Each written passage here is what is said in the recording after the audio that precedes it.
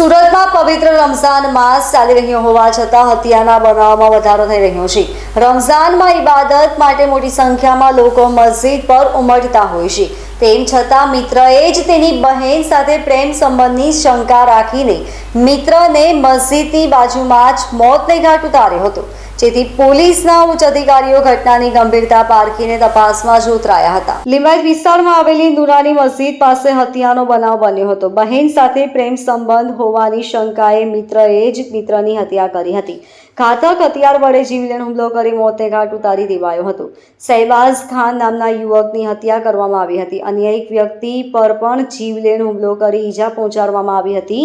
પોલીસે કહ્યું કે ઈજાગ્રસ્તને સારવાર અર્થે સ્મીમેર ખસેડાયો હતો, જ્યારે મૃતક શહેબાઝ ખાનની લાશને પીએમ અર્થે સુરત સ્મીમેર ખસેડી વધુ તપાસ લિંબાયત પોલીસે હાથ ધરી છે। આરોપીને ઝડપી લેવા માટે ચક્રો ગતિમાન કરવામાં આવ્યા છે। ઝડપથી આરોપીને ઝડપી લેવામાં આવશે તેવી શક્યતા પોલીસ દ્વારા વ્યક્ત કરવામાં આવી છે।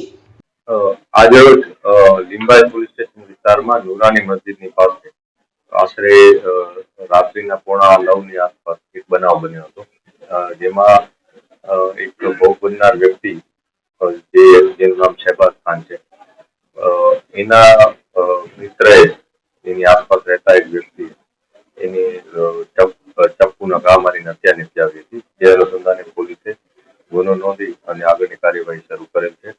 આ સમગ્ર બનાવમાં અત્યારે પ્રાથમિક વિગત જે પોલીસને મળી છે એ મુજબ જે ભોગ બનનાર છે એને એના સાથે નજીકમાં રહેતા એક વ્યક્તિએ ચપ્પુના ઘા માર્યા છે। એ ચપ્પુના ઘા મારવા પાછળ એમના કંઈક પ્રેમ સંબંધ, બહેન સાથે પ્રેમ સંબંધ છે એવો વહેમ રાખીને એને ઘા મારી દીધા હતા અને એની સાથે બેસેલા અન્ય વ્યક્તિને પણ એને ચપ્પુના ઘા માર્યા હતા।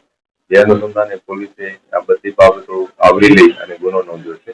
આરોપીની ધરપકડ કરવા માટેની તજવીજ ચાલુ છે। Bureau report LK star news, Surat.